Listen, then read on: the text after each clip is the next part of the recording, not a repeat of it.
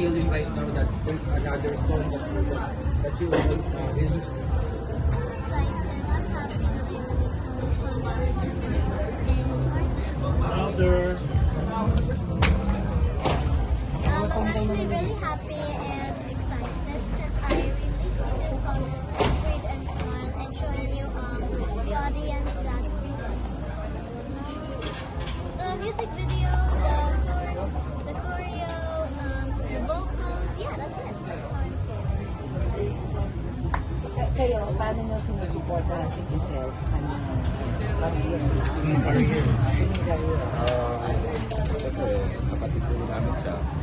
Kung talagang kung ano gusto niya, susuportahan mo. Sige, go lang.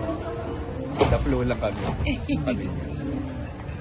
Lagi rin po kami na nabibigla kasi mapapansin nyo naman po kung gaano po talaga yung kami ko. Lagi lang naman po kami nasa tabi niya, lagi po kaming proud sa lahat ng gagawin. Pero nung sinabi niya sa inyo na gusto niya mag-singing, anong naging initial reaction? Ayos naman po. Nung sinabi niya po sa amin, parang mas natuwa pa po kami. And then, ayos po siya overall. Sinuport na lang din po namin siya sa music. 100% support po. And nandyan lang naman po kami palagi sa likod. In case na Hindi nagkakaroon ng simpleng rivalry tsaka favoritism. Wala. Yung pangalan kasi ng company na Wala. Totally, pati-pantay yung tingin sa akin ng magulang. Walang nangyayari yun sa akin.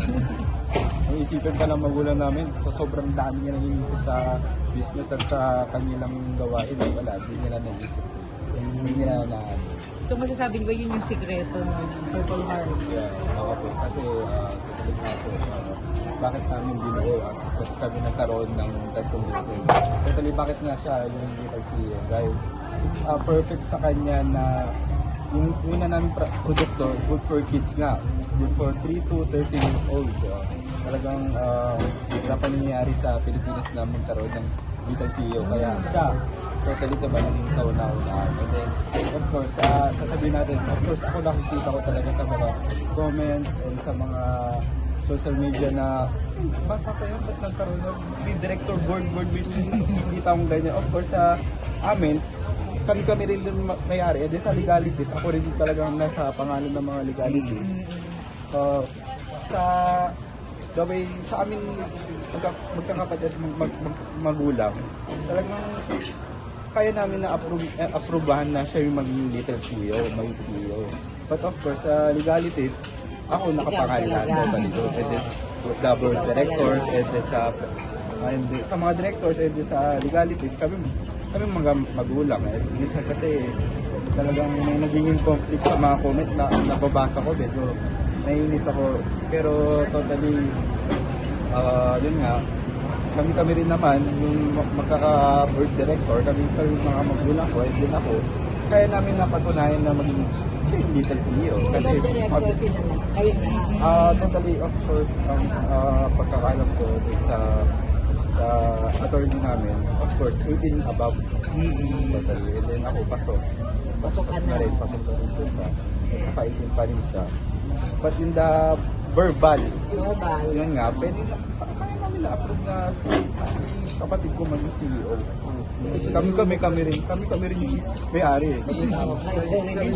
Wala yung na ano ko, medyo na ano na ako na umandap sa comment. Yung palang mga bash, first time ko eh. Siyempre binabash yung kapatid ko. Pero yun nga, in the verbal, kaya namin na-approve na maging siya yung talagang maging CEO. Pero in the legalities, of course, ako pa rin naman. And then kami mga magulang.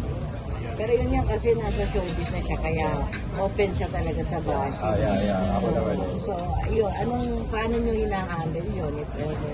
Kapag gano'n naman, totally, nakikita ko kapag nagkaroon ka ng bash, sikat ka na. Ganun. Pero hindi ko inaano na sa mga pagbabash, and sa mga, nakikita ko marami pa rin naman sumusuporta. But, and then sa gawin na gusto nga ng aking kapatid is, yun to, susuportahan lagi. Yeah. Kailangan niyo pa ba ng endorser na celebrity since nandiyan na si Crisel? Totally kami po ang endorsement sa tag-isa po ang sa produkto namin kung alike po kayo sa page namin eh. Kami diba, ang endorsement namin doon ang Showtime Kids. Okay. And then of course na ano na namin, na end of kontrata na, di na namin pina-renew. And then kami na totally, kami na ang bagong endorsement. Dahil mga tayong variant, diba po? Kami rin. Ito, by kulay nga, by Tibus. Smarty Boost, kasi Fruity Boost, Veggie Boost, Uniboost. Kaya kami na rin ang naging endorsement. Mas matipid yun. Yun din. Kilala na kasi. Kung kaya po ba namin na mag-endorse since hindi nga po kami nasa showbiz. Hindi rin po kami gaano kilala. So sabi po namin, why not try? Since kami lang din naman po yung magtutulungan sa company. So, tinake po talaga namin yung opportunity na kami rin yung maging face ng mga product po na nilalabas namin. Ikaw ba gusto mo bang mag-showbiz? Kung bibigyan, given a chance, gusto mo ba? For now po kasi, Yes, like joining PBB, ganyan. iba po kasi yung priorities ko for now po. Focus po ako ngayon sa studies ko, lalo na po first year college po. Pero hindi pangarap na sundan din yung yapak ng namin mo PBS. Oo naman po, yun po talaga yung feel ko na direction sa buhay ko. Doon din po yung punta ko sa business ko. And to try ko po yung sa abot na makakaya ko kung maaabot ko din po ba yung success ng parents ko. Anong klase mga business? Ano po, financial. Saan kayo nag-aaral? Sila po. And then ako po graduate. Since 2024. Ako How old are you ka na ba ngayon? 24. So, kumusta yung pressure na pag-handle ng company? Totally, sa industry namin, I'm just 2 years na ako. Yes. Ngayon, pagka-graduate ko, sinagpa na kagad ako. More on the operation and production. Yes. And then, kami ng father ko, and then sa pagdating sa sales at marketing, si mama ko na dyan. The way na kumuha ng kliyente, mambudol, nabudol namin si Miss Kiray, diba po? Yun ang field namin, of course, the manufacturer. Diba? Napapansin nyo. Meron na kaming planta, but hindi namin abusuhin, diba? Magkaroon din kami ng sariling produkto rin, diba? Nandun po.